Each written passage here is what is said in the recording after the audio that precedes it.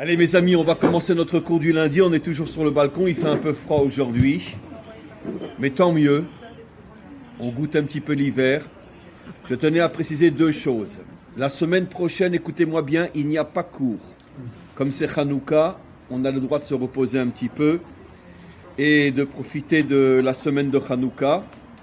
Et à partir de la semaine d'après, je pense qu'on descendra en bas, comme ils ont séparé la synagogue en plusieurs parties. Donc on se mettra 10 dans un endroit, 10 dans l'autre, et de toute façon on n'est qu'une vingtaine. Et à partir donc dans 15 jours, je pense qu'on fera les cours en bas.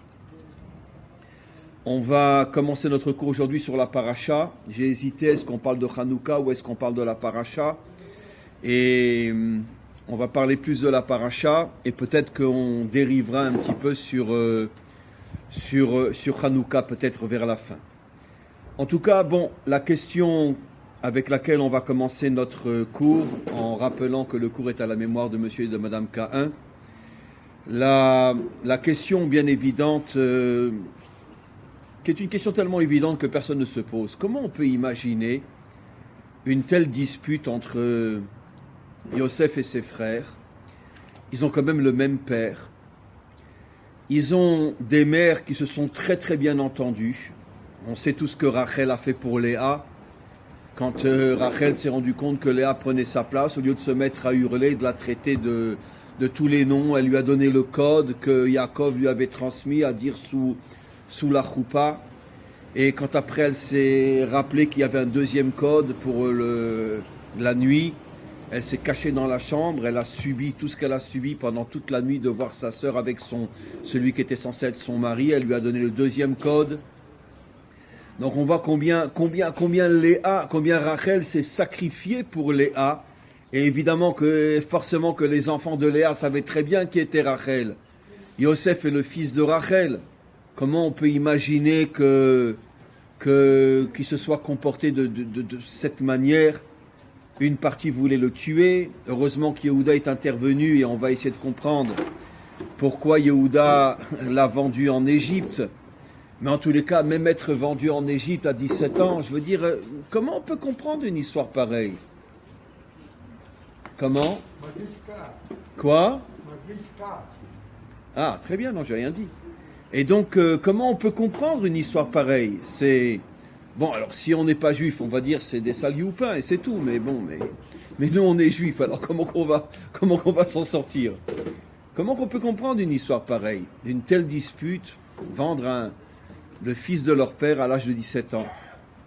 Alors, en vérité, mes amis, c'est parce que ça ne va pas justifier à 100% la réponse que je vais donner, que je vais approfondir, mais parce qu'il y avait une discussion de fond entre surtout Yehuda et Yosef, comme on le sait, entre le juste et le roi, entre le tzaddik et le meler, puisque la malchoute, la royauté va sortir de Yehuda, et Yosef incarne le juste. On va préciser dans quelques instants la différence entre eux. Et c'était une lutte pour définir quelle serait la mission d'Israël. Et chacun considérait que l'autre mettait le peuple juif en danger. Un petit peu, bon, ça ne prend pas ces proportions-là, mais un petit peu la même dispute qu'il y a aujourd'hui entre la gauche et la droite, bien qu'aujourd'hui il n'y a plus vraiment ni de gauche ni de droite, la droite est déguisée en gauche et la gauche est déguisée en droite, bon, peu importe. Mais en tous les cas, la gauche et la droite, chacun, je parle de gens bien parmi eux, car évidemment qu'il y a des gens extraordinaires chez les gauchistes aussi, je parle des gauchistes israéliens, et eux aussi, ils pensent que si on partage Jérusalem, si on rend la Judée et la Samarie, eh ben on aura la paix avec les Arabes, il n'y aura plus de terrorisme, il n'y aura plus de guerre, et finalement, mieux vaut perdre une partie de sa terre plutôt que perdre la vie. Il y a énormément de gauchistes qui sont persuadés que vraiment ils veulent le bien de notre peuple.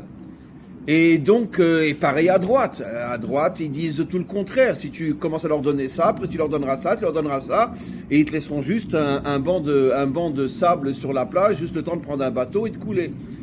Donc, mais en vérité, des deux côtés, il y a des gens bien qui veulent le bien d'Israël. Mais le problème, c'est que chacun voit l'autre comme un danger qui met le peuple juif en disparition. parce que si c'est la droite qui a raison, alors, et qu'on écoute la gauche, et on va tous disparaître. Si c'est la gauche qui a raison et qu'on écoute la droite, on va tous disparaître. Et donc chacun se bat finalement pour sauver le peuple juif. Je fais allusion à des gens comme Yossi Sarid, etc., qui était un homme extraordinaire, qui vraiment s'est battu pour le bien du peuple juif, même s'il représentait le parti Meretz. C'était vraiment un homme extraordinaire, Yossi Sarid. Alvaï qui en ait beaucoup des comme ça, sur le plan humain. Mais il était d'extrême gauche, il était du parti Meretz, mais c'était un homme formidable. Et donc, c'est ça la discussion qui est entre Yosef, comme je vais expliquer dans quelques instants, entre Yosef et Yehuda. Chacun voit l'autre comme quelqu'un qui met en danger le peuple juif, parce que chacun vient au nom d'un idéal qui est, aux yeux de l'autre, un idéal qui va nous faire passer à côté de notre mission en tant que peuple juif, et qui va nous mettre totalement en danger. Alors, quelle est la discussion entre Yosef et Yehuda? Alors, je vais commencer par Yehuda. Yehuda, lui, représente le peuple, représente la nation. Je parle bien sûr d'un dirigeant authentique. Aujourd'hui, évidemment que les dirigeants se servent de nous pour s'en mettre plein les poches et plein dans leur ego. Mais je parle d'un vrai dirigeant. Un vrai dirigeant, un vrai, bon, je ne veux pas dire le mot roi, parce qu'en français, le mot roi, on va tout de suite voir Louis XIV ou je ne sais quoi. Mais un vrai dirigeant, d'ailleurs à chaque fois, j'oublie, et je me dis, mais arrête de dire des bêtises, vous savez que le mot Meller ne veut pas dire roi. Qu'est-ce que veut dire le mot Meller? J'ai déjà dit 1000 fois. C'est quoi la racine du mot Meller? La lechet, dirigeant. Meller, c'est celui qui conduit les autres. Donc en vérité, je ne sais pas pourquoi on traduit par roi. Dans toutes les Bibles traduites, même par des Juifs, ils traduisent le mot Meller par roi. C'est une erreur terrible. Le mot Meller veut dire un dirigeant. Mais un vrai dirigeant, il n'est là que pour le bien de son peuple.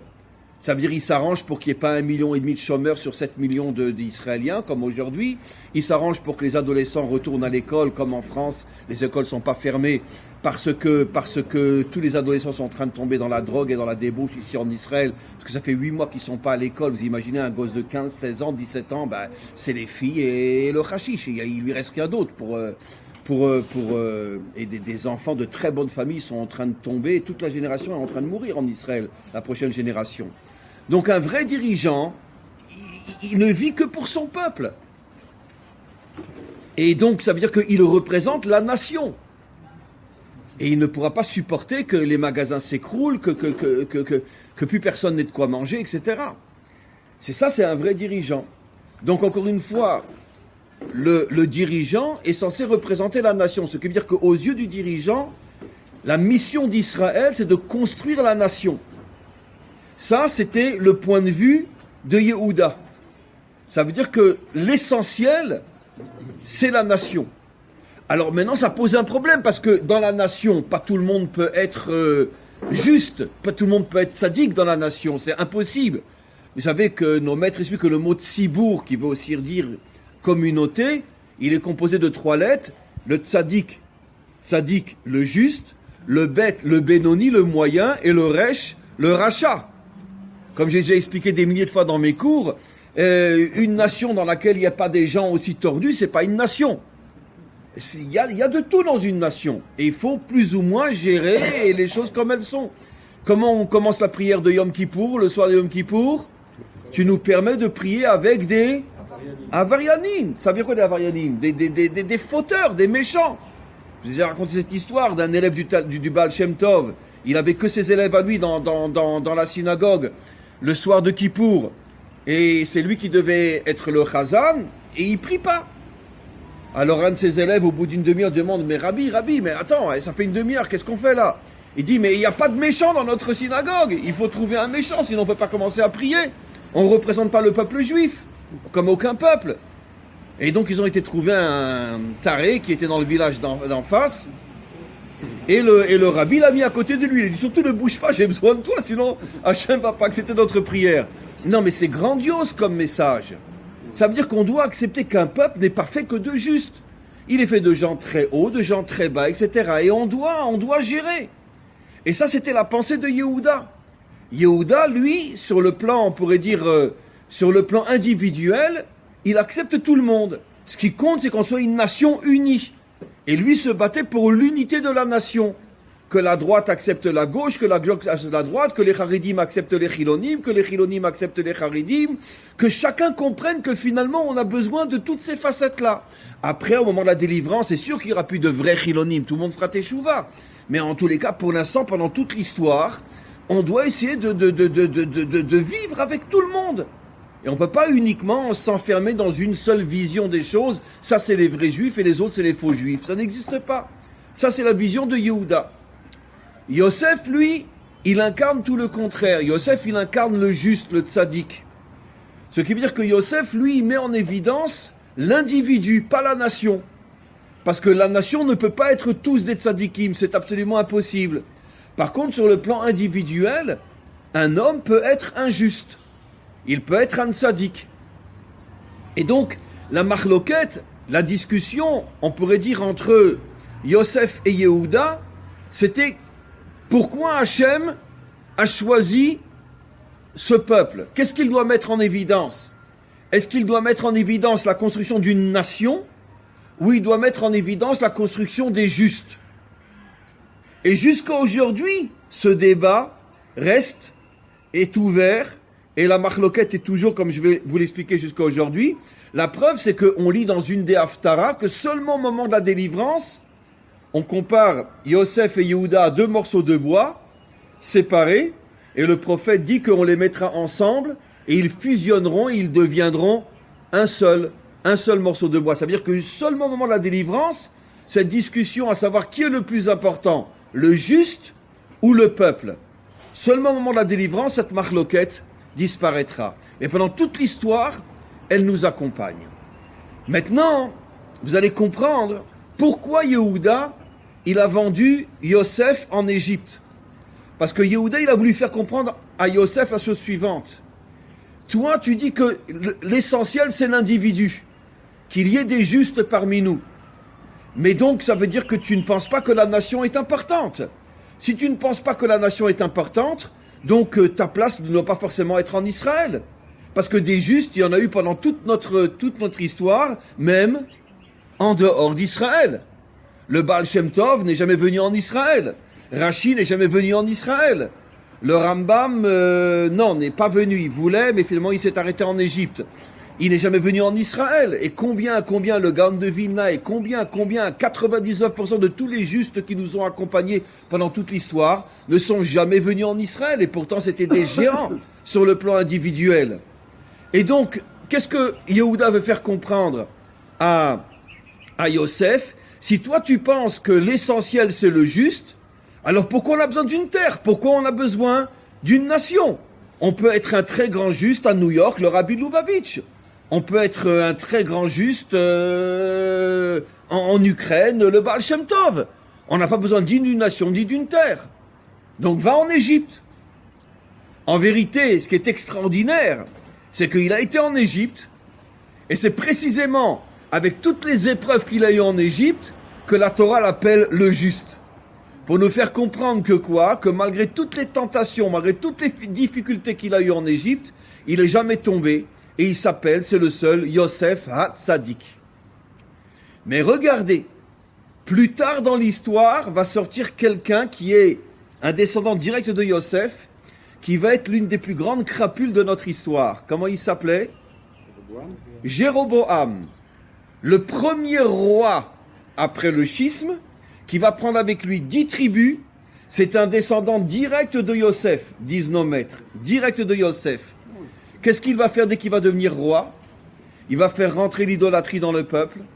Il va mettre des soldats sur toute la frontière qui sépare les 10 tribus des 2 tribus. Et il va ordonner aux soldats, comme Hitler, que toute famille qui essaye d'aller prier au temple, vous tuez hommes, femmes, enfants, nourrissons, etc. Des milliers de juifs qui ne savaient pas que c'était interdit d'aller se rendre au temple pendant les 3 fêtes se sont fait massacrer par les soldats de Jéroboam. Non, il faut le dire, hein, c'était vraiment un sale juif. Hein. Bon, en tous les cas... donc une crapule inimaginable. Et pourtant un descendant direct de Yosef. Comment c'est possible? Et tous les rois qui vont venir après lui, à chaque fois qu'eux vont fauter, on va dire il est comme Jéroboam. Et Rashi pose la question, pourquoi on dit à chaque fois comme Jéroboam? Pour dire que c'est lui qui a ouvert la porte de la destruction finalement de la royauté d'Israël. Mais comment c'est possible que Yosef, en tant qu'individu dans une terre étrangère, est injuste, pas injuste, injuste, et comment se fait-il qu'un descendant direct de Yosef, en Israël, roi des 10 tribus, devient une crapule? Vous savez pourquoi? La Torah nous apprend quelque chose de fabuleux ici. C'est que celui qui pense que l'essentiel c'est l'individu, lorsqu'il prend le pouvoir et qu'il est à la tête d'une nation, il tombe complètement. Il tombe quand même. Pourquoi? Parce qu'il n'a pas cette idéologie de comprendre que l'essentiel c'est la nation. Et la preuve, regardez ce qu'on voit jusqu'à aujourd'hui, chez tous les dirigeants, sans la moindre exception, le culte de l'ego. Comment il est tombé, Jéroboam? Pourtant, au départ, nos maîtres nous disent, je l'ai déjà dit, vous le savez, c'était quelqu'un de très grand au départ. Tant qu'il n'était pas roi, il était très grand. C'était un descendant de Yosef. C'était l'un des plus grands maîtres de son temps. C'était un homme très droit. Dès qu'il a pris le pouvoir, il est devenu comme tous les dirigeants, une crapule. Pourquoi? Nos maîtres nous disent que quand il a pris le pouvoir, sur le moment, il ne s'est pas rendu compte, et puis après, il a réfléchi, il m'a dit, oh, mais qu'est-ce qu'on va faire pendant les 3 fêtes, Pessah, Shavuot et Sukkot? Et toutes les 10 tribus vont aller au temple. Et il va y avoir un problème. C'est que vous savez que le seul qui a le droit de s'asseoir dans la cour du temple, c'est un descendant du roi David. Même le Kohen Gadol n'a pas le droit de s'asseoir dans la cour du temple. À plus forte raison, un dirigeant qui n'est pas de la tribu de David. Alors il s'est dit, je vais avoir un grand problème.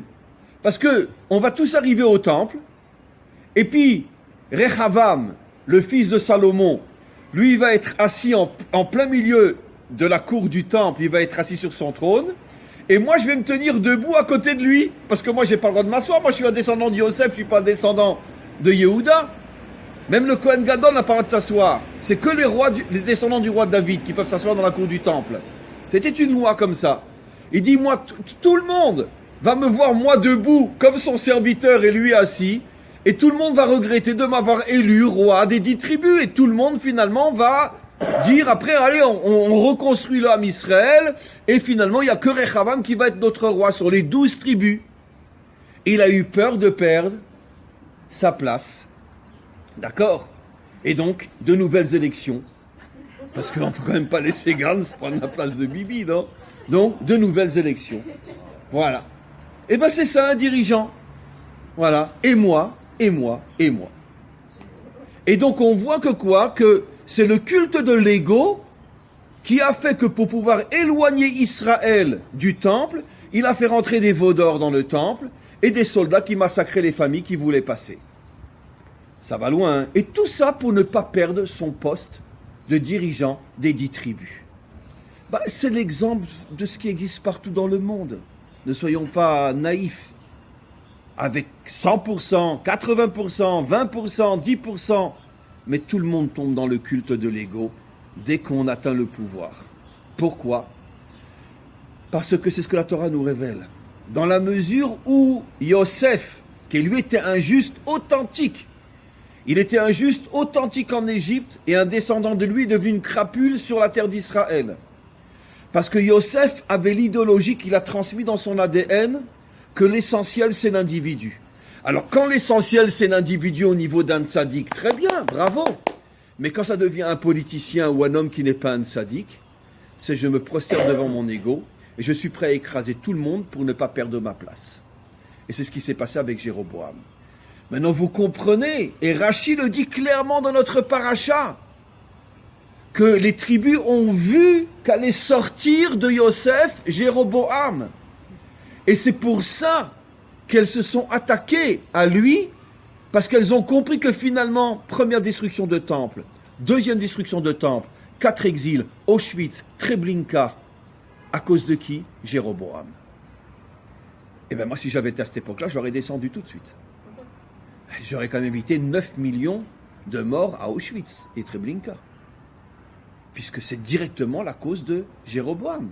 Le schisme a amené la destruction du temple, surtout l'idolâtrie, etc. Les meurtres, les assassinats de familles entières qui voulaient se rendre au temple, donc une crapule inimaginable. Première destruction de temple, 4 exils, Auschwitz, Treblinka, jusqu'à aujourd'hui. À cause de qui? Jéroboam. nos maîtres disent que les tribus ont vu ce qui allait sortir de Yosef. Ils ont dit, toi Yosef, t'es quelqu'un d'extraordinaire. Mais qui t'assure que toute ta lignée sera comme toi? Donc on ne peut pas te laisser mettre en évidence l'individu. Parce que si tu mets en évidence l'individu, tu mets en évidence l'ego. Et ceux qui ne seront pas comme toi, parce que toi tu es un homme extraordinaire, on le reconnaît, mais ceux qui ne seront pas comme toi vont détruire le peuple pour servir leur ego. Et ils ne se sont pas trompés.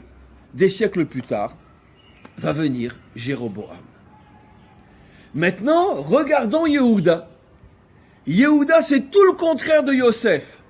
Sur le plan individuel, c'est un minable. Sur le plan collectif, un héros. Pourquoi? Eh bien, sur le plan individuel, Yosef en Égypte, comme j'ai déjà expliqué, c'est pas de moi, c'est de nos maîtres, d'accord?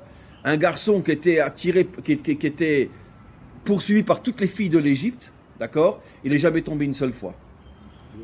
Yehuda, qu'est-ce qu'on voit dans notre paracha? Il part avec une prostituée. À ses yeux, il ne sait pas que c'est sa belle-fille, etc. Il part avec une prostituée. Très bien. Et il ne fait que tomber, tomber, tomber. Qu'est-ce qui est marqué? Vayered Yehuda. Yehuda est tombé. Il a 3 fils. Les 2 premiers, des grosses crapules. Pourquoi? On le sait. Hachem les a tués jeunes. Pourquoi? Parce qu'il faisait de sales choses avec Tamar.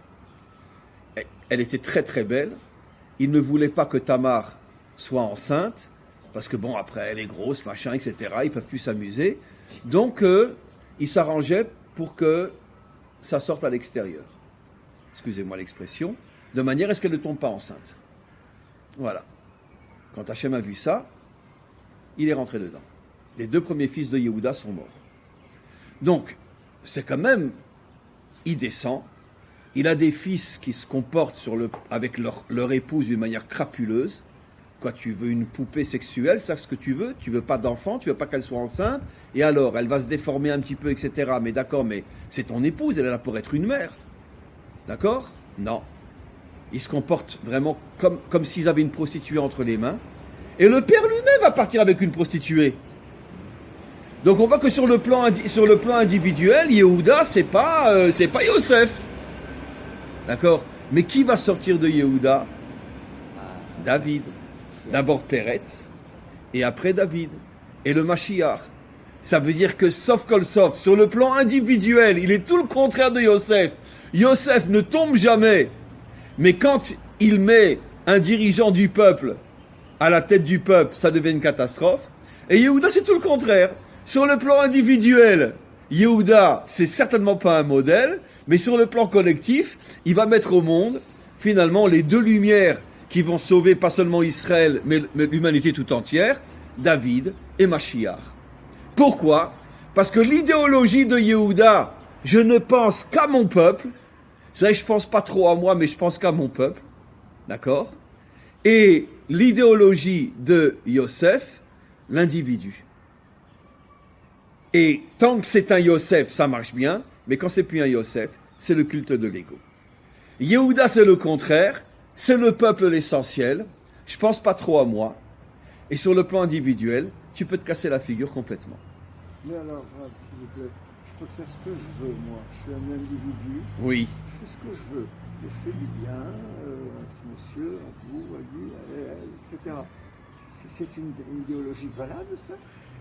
A priori, non. Évidemment qu'un homme ne peut pas se dire si moi je fais du bien au peuple, j'ai le droit de faire ce que je veux. De Yehuda sur le plan national, mais on a l'impression que Yehuda, c'est le modèle qui a donné naissance à David et Mashiach. C'est le modèle sur le plan national. Alors que moi, individu, je fais ce que je veux, je couche avec Pierrette et Paulette, etc.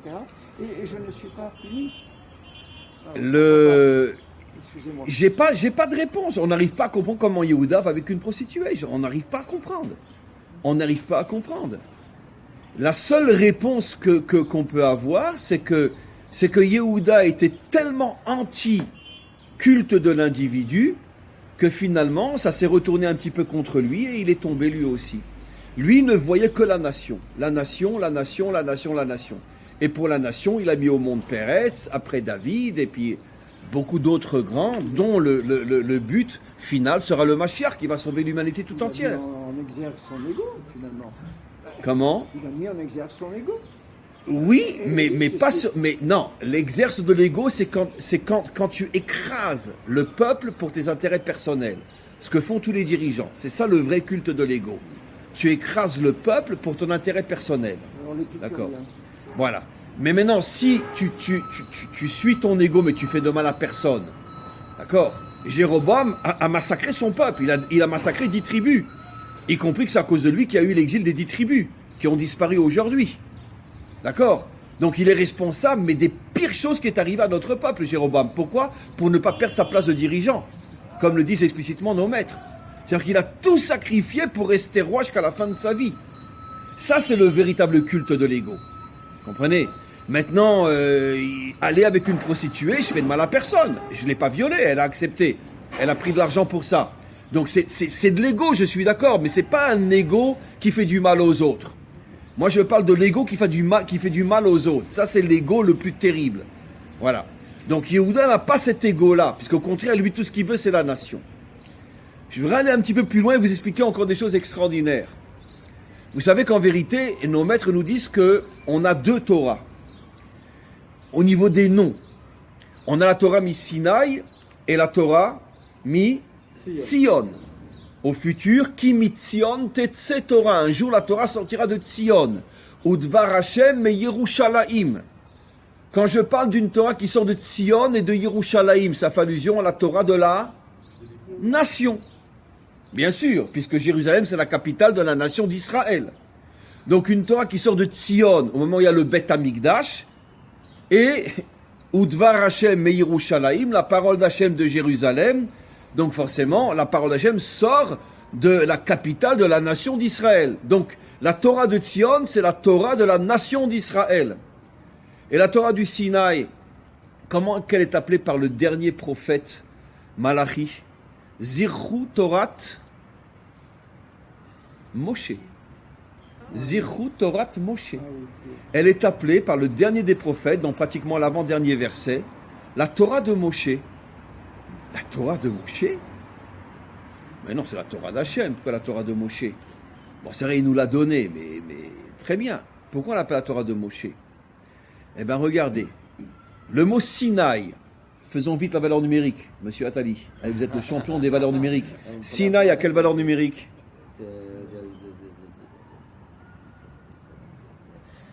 130. 130. Sinaï, Samer, Yud, Nun, Yud. 130. 130, ça vous fait penser à quoi, 130? Ça vous fait penser aux 130 ans où, après la faute, Adam s'est séparé de Chava, qui est le symbole de l'exil, la séparation entre ceux qui devraient être ensemble.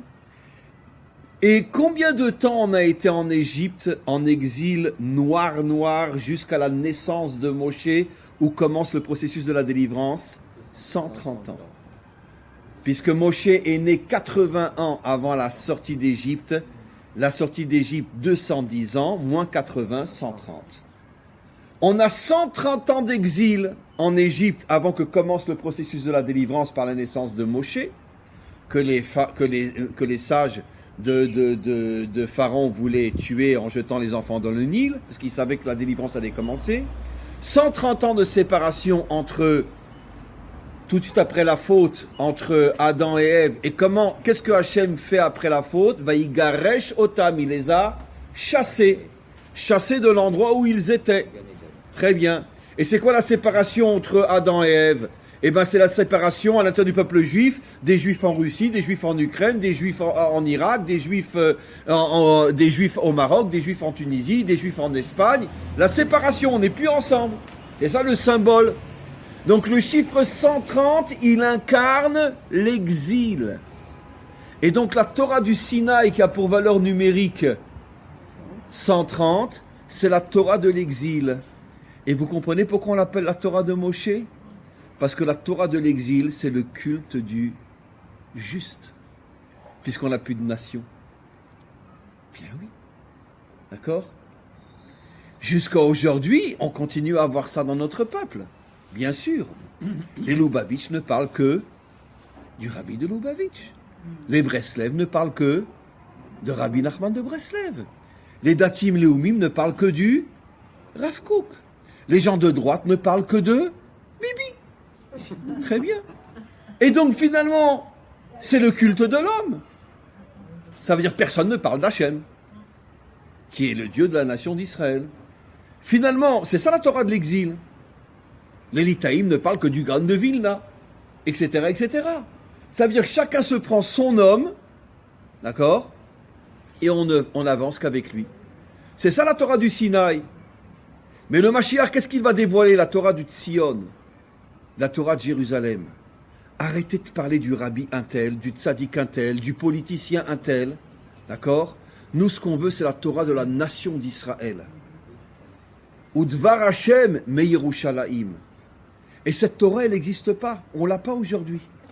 Parce que même si chaque partie de notre peuple a un juste authentique à sa tête, mais malgré tout, c'est pas la Torah de la nation. Pas tout Israël est Lubavitch, pas tout Israël est Breslev, et pas tout Israël est Dati Leumi. Donc forcément, en ne parlant que d'un juste, tu morcelles la nation d'Israël. Est-ce que ça a un lien avec 130, c'est aussi la valeur numérique de Kol. Kol, Yaakov, Roïm et Takolot. Est-ce qu'il y a un lien? Mais c'est tellement juste que vous dites. Bon, mais ça c'est très compliqué. D'après le Zohar, le Kol représente l'intériorité. Et le Dibour, l'extériorité. Et il y a une séparation entre l'intériorité et l'extériorité. Parce que quand je parle, mes paroles, c'est mon extériorité. Mais je parle avec je parle bien, Nachon? Très bien. Et donc je parle avec passion, donc ça c'est le Kol. D'accord? Mais si quelqu'un c'est un professeur d'université, d'accord? Il parle uniquement avec son extériorité. Il n'y a pas d'intériorité. Bon, sauf si vraiment il aime son métier. Ou bien il y a des fois des gens qui ne parlent qu'avec l'intériorité, mais leur parole, elle est incompréhensible, parce qu'ils sont tellement émotifs, tellement comme dans les sectes, etc., que donc il n'y a pas le dibour, il n'y a que le Kol. Et donc c'est ça aussi, c'est qu'on a séparé l'intériorité de l'extériorité. Le Kol, il est tout seul. Et en réalité, le dibour représente la malchoute, représente la nation. Bon, ça c'est une notion plus compliquée que je ne voulais pas aborder, mais comme vous l'avez abordé, je vous donne quelques allusions. Donc en vérité, qu'est-ce qu'on comprend de là? Qu'est-ce que j'étais en train de dire? Que la Torah du Sinaï, qu'on a reçue où? En Eretz Israël? Mais non, on l'a reçue dans le Sinaï. On n'était pas encore sur notre terre. Et vous savez ce que de grands commentaires nous expliquent, dont un, j'ai oublié le nom, un des plus grands. Normalement, c'était pas prévu qu'on reçoive la Torah dans le Sinaï. On devait rentrer tout de suite en Israël et recevoir la Torah directement, la vraie Torah, à Jérusalem. Mais comme il y a eu la faute du veau d'or, et puis la faute des explorateurs, et qu'évidemment Hachem savait à l'avance tout ce qui allait se produire, et que finalement, à cause de la faute du veau d'or et la faute des explorateurs, on aurait 3000 ans d'exil sur 4000 ans d'histoire, 3000 ans d'exil, depuis la destruction du premier temple jusqu'à aujourd'hui, c'est 3000 ans, que j'expliquais à l'époque de Ezra, seulement 2-3% sont revenus, 98% sont restés en galoute. Ça fait 3000 ans qu'on est en exil sur 4000 ans d'histoire. Hachem, comme il avait vu tout ça, il leur a dit, bon, je vais leur donner la Torah dans le désert, elle va s'appeler la Torah du Sinaï, c'est la Torah de l'exil. Et la Torah de l'exil, bon, qui nous a permis de revenir sur notre terre. Heureusement qu'on avait des tzadikim, je ne suis pas chas v'shalom, qu'à Dieu ne plaise, je ne parle pas des tzadikim. Heureusement qu'on a eu le Rabbi Lubavitch, heureusement qu'on a Rabbi Nachman, heureusement qu'on a le Rav Kook, heureusement qu'on a un tel. Ce que j'explique, c'est que la Torah du Galout, elle se morcelle autour d'un homme qui ne peut pas être reconnu par tout Israël. Jusqu'à aujourd'hui, aucun tzaddik a mérité que tout Israël se mette derrière lui. Aussi grand était le Rabbi Lubavitch, il n'a pas eu tout Israël avec lui. Aussi grand qu'était le Gaon de Vilna, il n'a pas eu tout Israël avec lui. Aussi grand qu'était Baba Saleh, il n'a pas eu tout Israël avec lui. Ça reste morcelé. Donc c'est la Torah de l'exil. Puisque c'est quoi l'exil? On est morcelé. Il y en a qui sont là, il y en a qui sont là. Donc pareil au niveau de la Torah. Et qu'est-ce que va faire le Mashiach?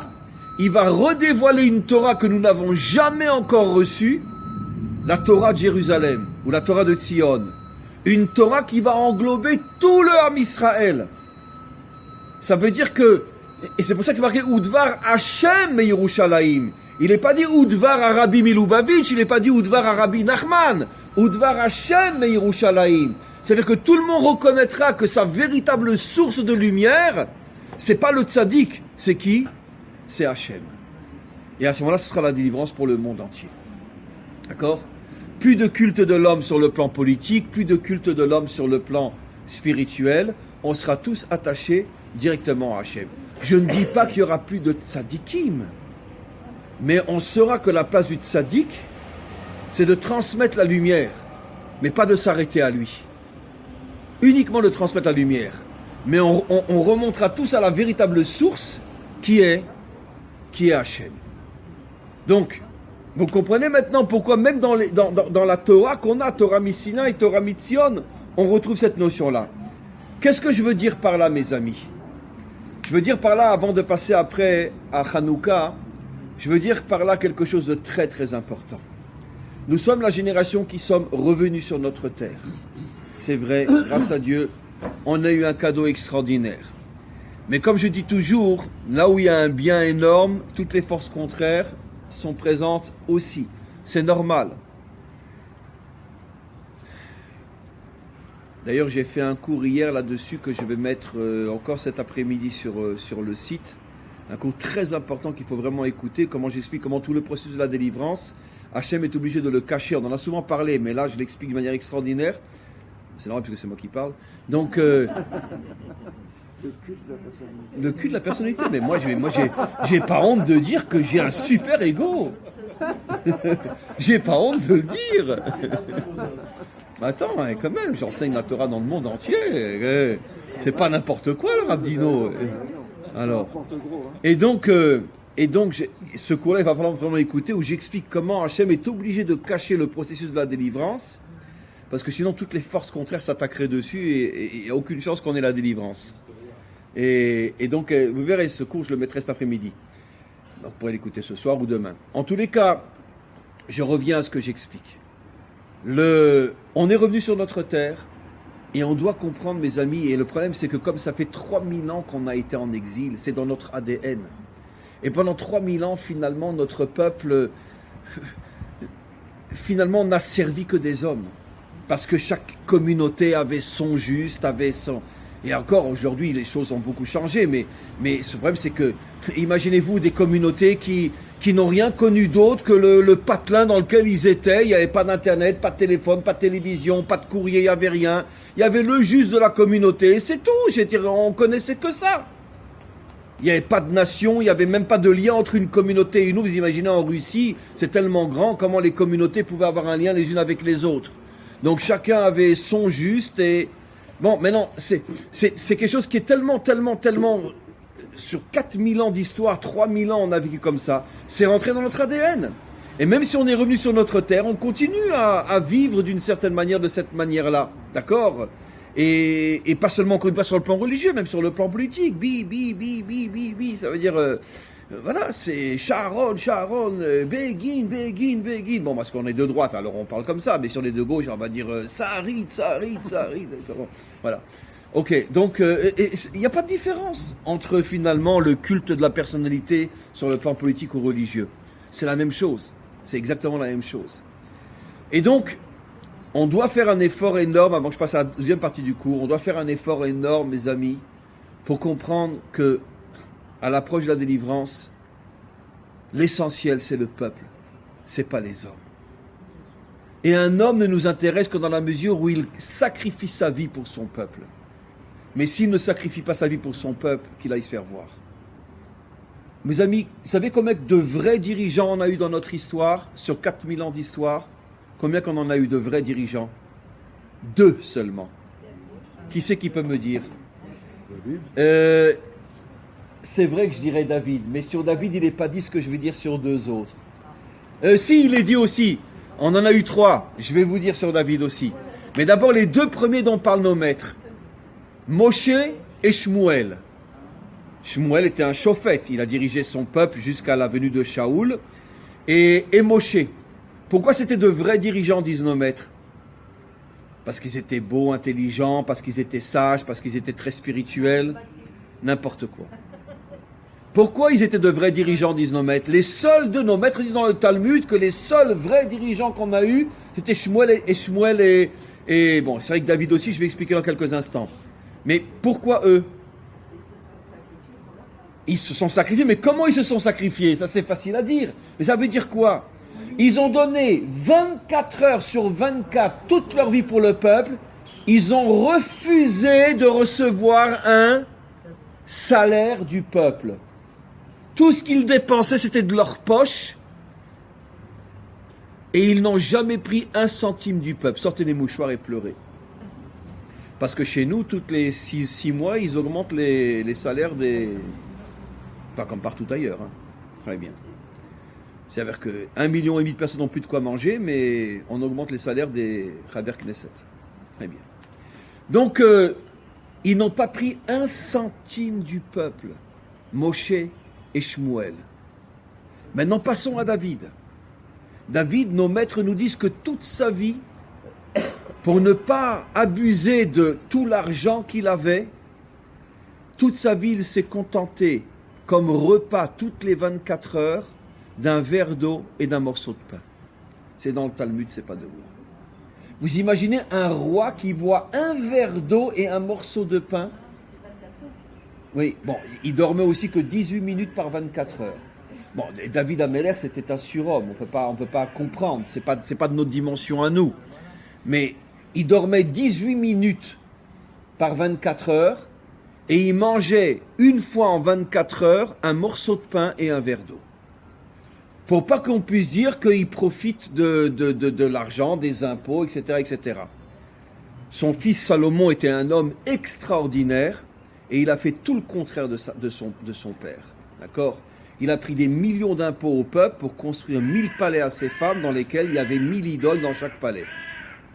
Un homme extraordinaire, le roi Salomon. Et donc, mais son père, c'était un vrai dirigeant.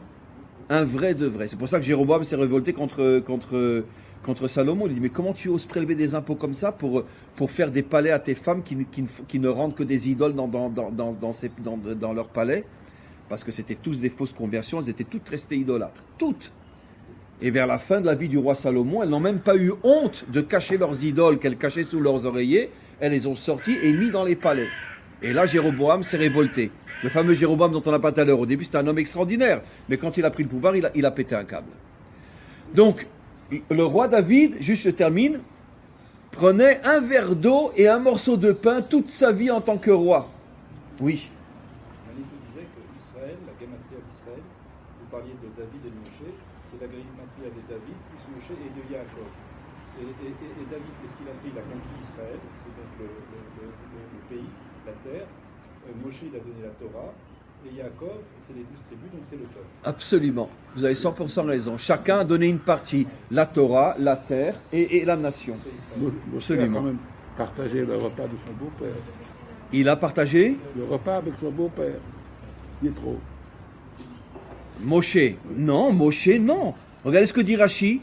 Il n'a pas mangé quand Yitro est venu. C'est lui qui servait tout le monde. Moshe lui-même.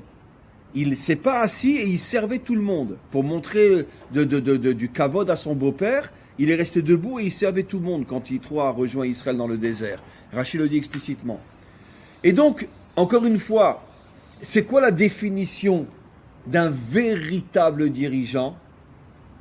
Quelqu'un qui va se sacrifier de manger que du pain et de l'eau, ou que s'il a suffisamment d'argent, qui va dépenser son argent pour servir le peuple. Maintenant, je peux vous garantir, d'accord? Pourquoi le Mashiach, il viendra sur un âne? Parce que s'il vient dans une voiture, il n'a pas assez d'argent pour se payer l'essence. Vous croyez qu'il va demander au peuple de lui payer l'essence? Mais jamais de la vie. On va tomber par terre quand on va voir le Mashiach. Tous les millionnaires vont venir, ils vont dire, allez, prends. Je me dirais, pas du tout. Non, moi j'ai mon âne, ça me suffit. Comment t'as ton âne, ça te suffit? Non, j'ai mon âne. Moi, je vis pour le peuple. Je ne demande pas au peuple de vivre pour moi. Wow. Allez, l'espoir fait vivre. Bon. Ouais, même pas il téléphone. Hein, comme dans la chanson, Philo Metal Fen. Waouh. Vous imaginez, il va venir sur un âne. Oh.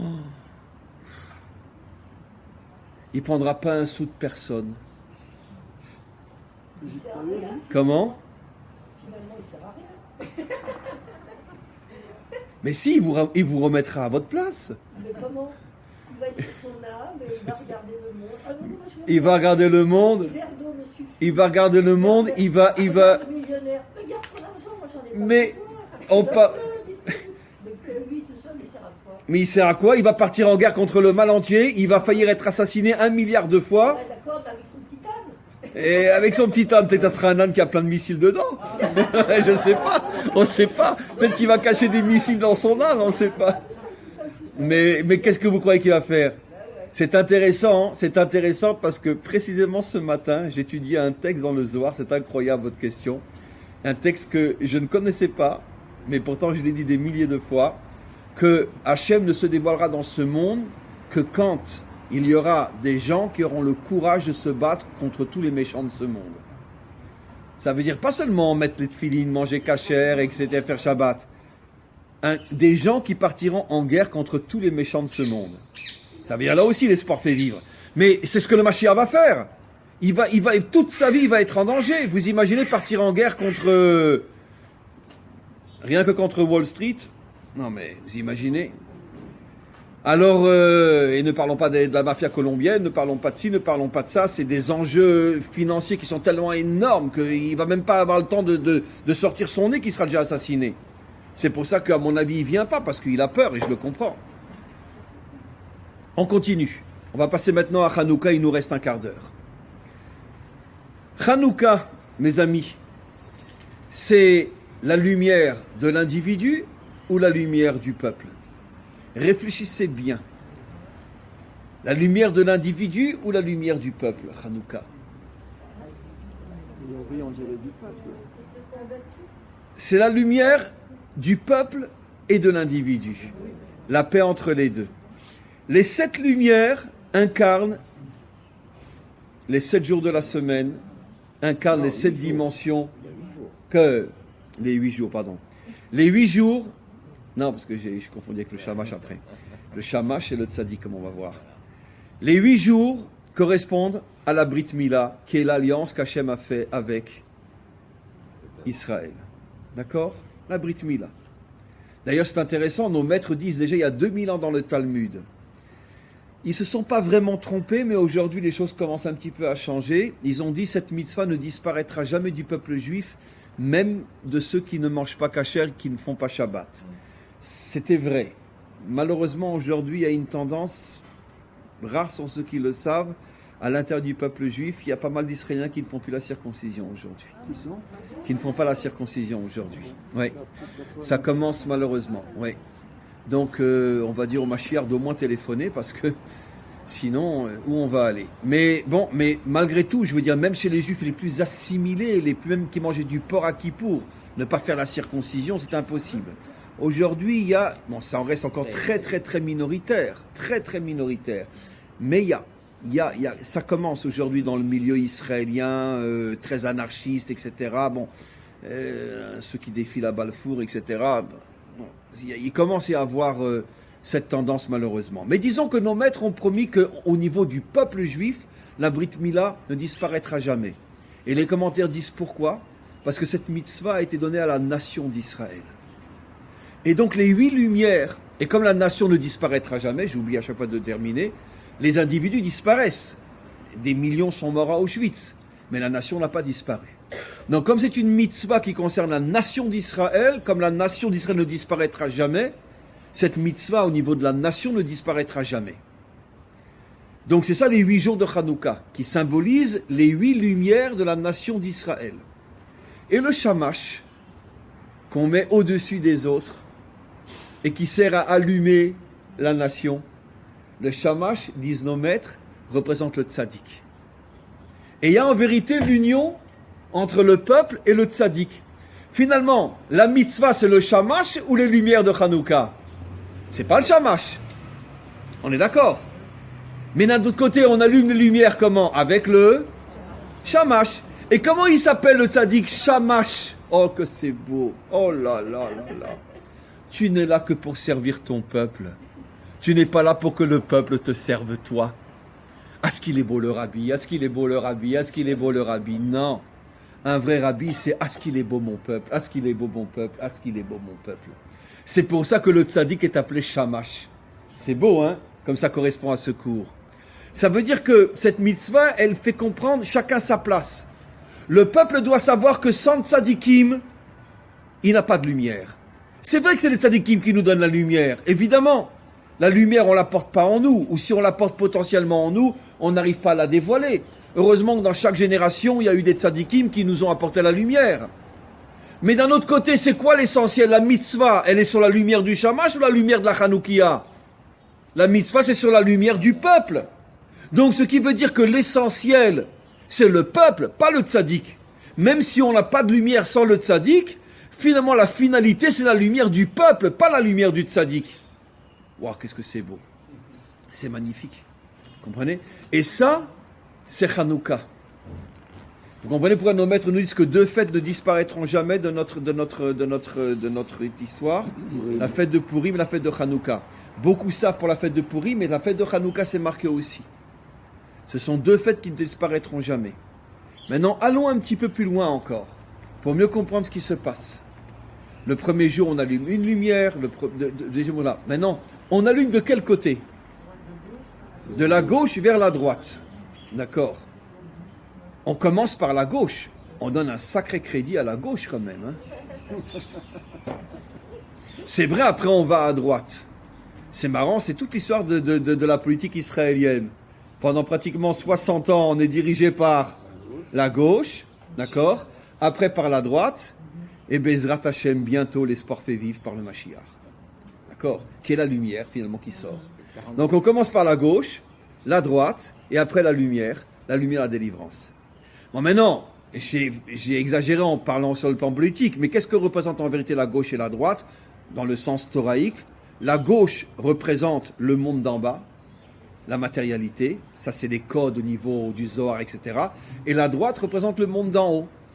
C'est-à-dire, qu'est-ce qu'on veut nous faire comprendre? Que pour pouvoir avoir la lumière, tu vas de la gauche vers la droite. Ça veut dire quoi? Ça veut dire qu'il faut associer le monde matériel au monde spirituel pour mériter la lumière. Si tu n'es que dans la matérialité ou que dans la spiritualité, tu n'auras jamais la lumière. Et on en allume. Comment? On en allume combien? 44. 44. Et 4 et 4, 8, c'est l'alliance des deux pour pouvoir justement... Non mais 44 avec le shamash ou sans le shamash? Tout. Avec le shamash? Tout compris, 44. 44, c'est l'alliance des deux, la droite et la gauche.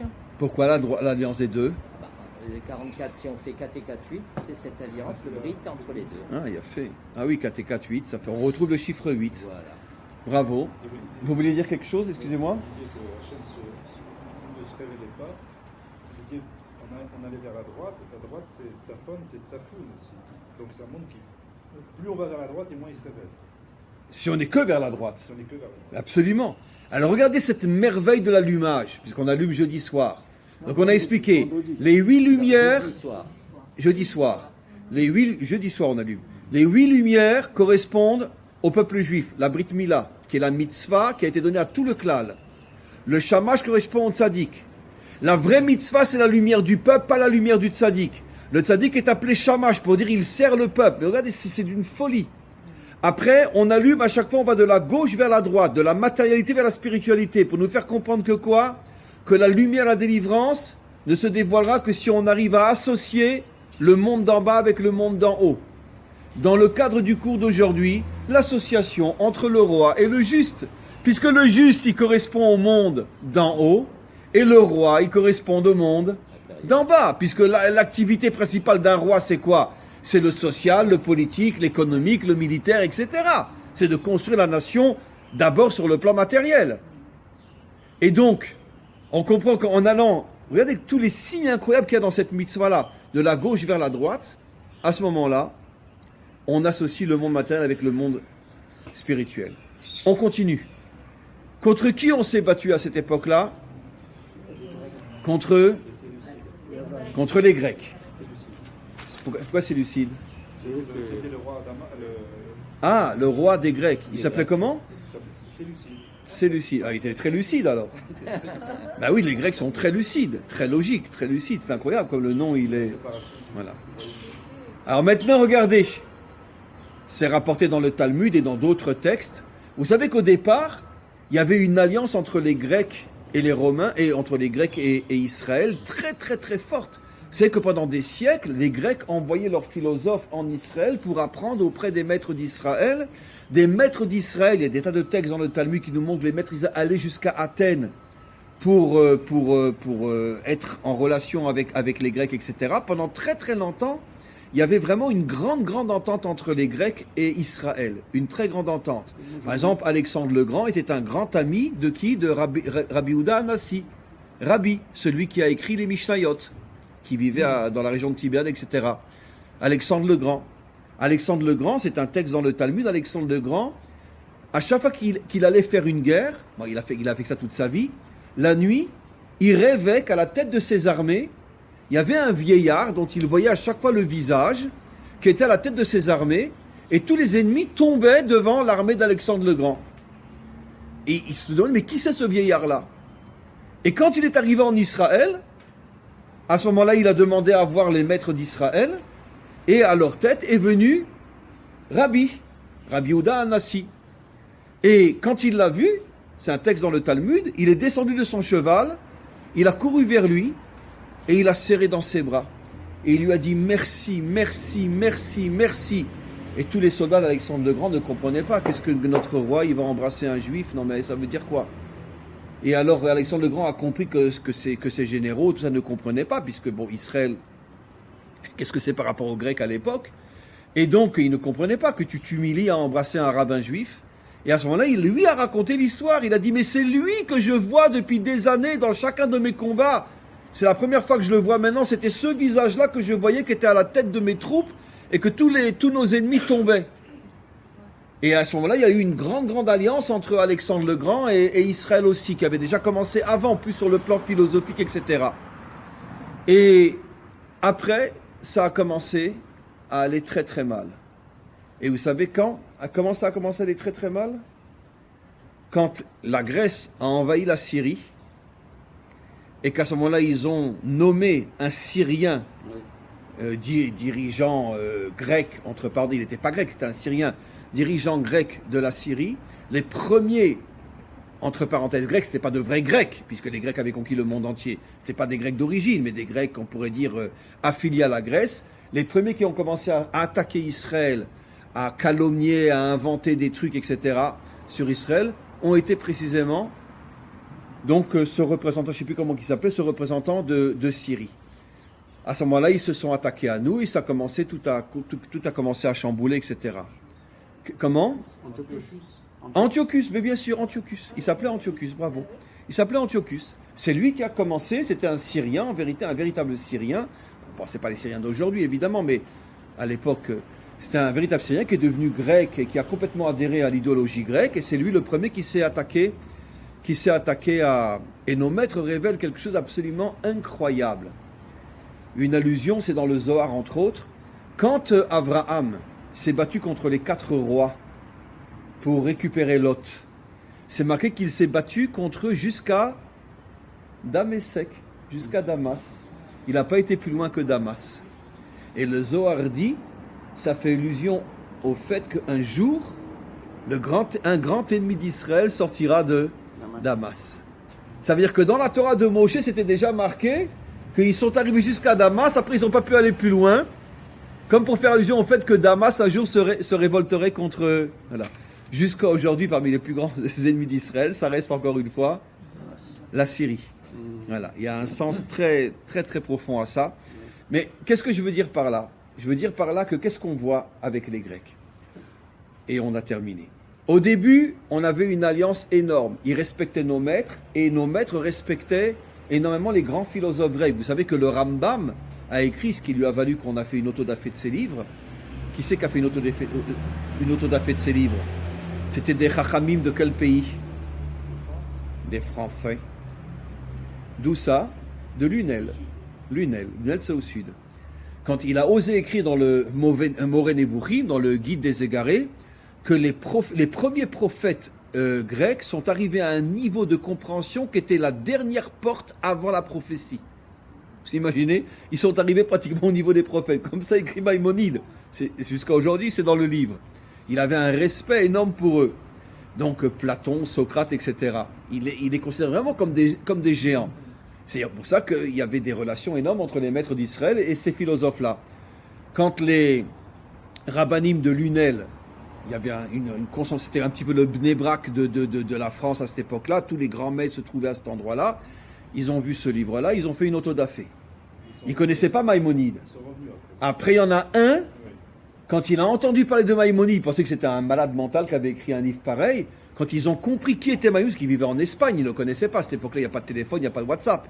Quand ils ont compris qui était Maïmonide, celui qui était à la tête de ceux qui avaient fait l'autodafé de son livre, il est parti pieds nus de Lunel jusqu'en, je ne sais plus dans quelle ville il était. Dans quelle ville était Maïmonide en Espagne?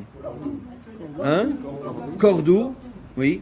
Pieds nus, il est arrivé les pieds morts, les pieds déchirés, etc., pour lui demander pardon d'avoir brûlé son livre. Pieds nus, c'est une histoire authentique, pieds nus. Je ne me rappelle plus comment il s'appelait, c'était un très très grand maître de France. Comment? Qui? J'ai l'impression. Rabbeinu Yona.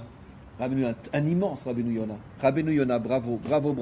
Rabbeinu Yona, qui était un des chefs de ceux qui avaient brûlé le livre de Maïmonide, il est parti pieds nus, donc des centaines de kilomètres pieds nus, pour aller demander pardon à Maïmonide. Mais en tous les cas, donc ça prouve que les vrais maîtres savaient qu'au départ, il y avait donc une alliance très très forte, et puis après, tout a été cassé, etc. Et pourquoi? Ben, c'est toujours le même problème. Pourquoi Antiochus il s'est battu contre Israël? Parce que c'est deux pays voisins, donc l'ego, donc les territoires, donc si, etc., etc. Les Grecs, eux, vivaient très très loin d'Israël, donc il n'y avait pas ce problème d'ego. Et encore une fois, l'ego est venu au niveau des dirigeants, et ça a été la séparation totale entre la Grèce et nous, et tout ce qu'ils nous ont fait, etc., jusqu'à la victoire des Hashmonaïm, mais qui n'a pas été une victoire facile. Il faut savoir que c'est des centaines de milliers de Juifs qui ont été massacrés par les Grecs. Les Grecs étaient extrêmement forts, et cette guerre-là, elle a coûté la vie à énormément de... Ça n'a pas été une guerre comme ça miraculeuse, comme on croit, les tac-tac, et c'est fini. Ça a duré des années, et c'était pratiquement perdu d'avance. Il y a eu une aide d'Hachem, en tout cas, c'était pas évident. Comment? Ça a toujours été le même processus. En Égypte, c'était pareil aussi. Voilà, c'est au dernier moment quand on n'y croit plus que tout d'un coup il y a un sursaut, quoi. Voilà, et puis que finalement on s'entend très bien, que tout va très bien, et puis ensuite c'est la chute. Et ouais, exactement. C'est l'Espagne, c'est l'Allemagne. Même les Hashmonaïm Ben, c'est ce qui va se passer aux États-Unis, on le verra encore. Même les Hashmonaïm sont tombés du fait que je crois qu'ils Oui, ont voulu après. avoir la prêtrise. 200 ans après, oui. Voilà mes amis, on va s'arrêter. Donc la conclusion, je répète qu'il n'y a pas cours lundi prochain. Et la conclusion, mes amis, on doit investir le maximum pour la construction de notre nation, qui un jour sera aussi, Bezrat Hashem, le modèle de la reconstruction de toutes les nations sur terre, avec une unité et une fraternité et une paix magnifique entre toutes les nations de la terre. Amen. Vechen Yiratzon.